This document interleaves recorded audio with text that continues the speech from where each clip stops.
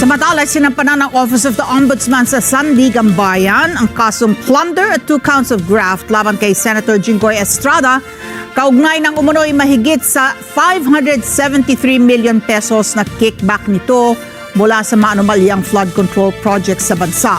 Kabilang din sa kinasuhan ang 8 dating opisyal ng DPWH, kabilang na si dating Secretary Manuel Bonoan. Nagbabalik si Vin Pascua sa balitang yan.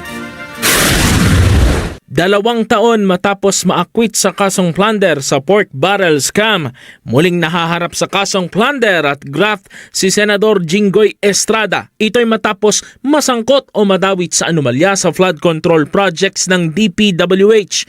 Kanina, formal nang inihain ng Office of the Ombudsman sa Sandigan Bayan ang mga kaso laban kay Estrada at iba pang opisyal ng DPWH, kabilang sina dating DPWH Secretary Manuel Bonoan, Roberto Bernardo, Gerard Opulencia, Henry Alcantara, Bong Dinglasan, Denry Fortuna, Manny Bulusan, Arturo Gonzales Jr. at iba pang Jane at John Does.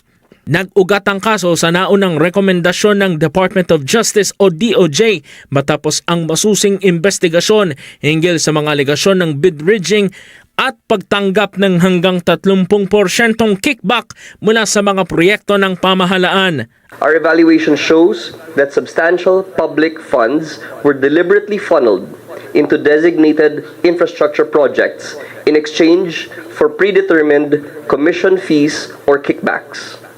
Case records point to an accumulated sum of illicit payouts amounting to an aggregate sum of over 573 million pesos, which were systematically delivered to the principal respondent, Senator Jinggoy Estrada. Ang plunder ay isang non-bailable case na maaring maparusahan ng panghabang buhay na pagkakakulong. Ayon sa batas, maaring makapag-bail ang isang akusado kung sa tingin ng hukuman ay hindi sapat ang ebidensya laban sa kanya. Ito na ang pangatlong beses na kinasuhan ng plunder si Estrada sa loob ng 25 taon. The Office of the Ombudsman has recommended no bail for the respondents in this case. Sa ngayon, nasa listahan ng hold departure order na inilabas ng Manila Regional Trial Court Branch 52 ang naturang senador. Vin Pascua para sa mata ng Agila, Batatag, Matapang, Matapat.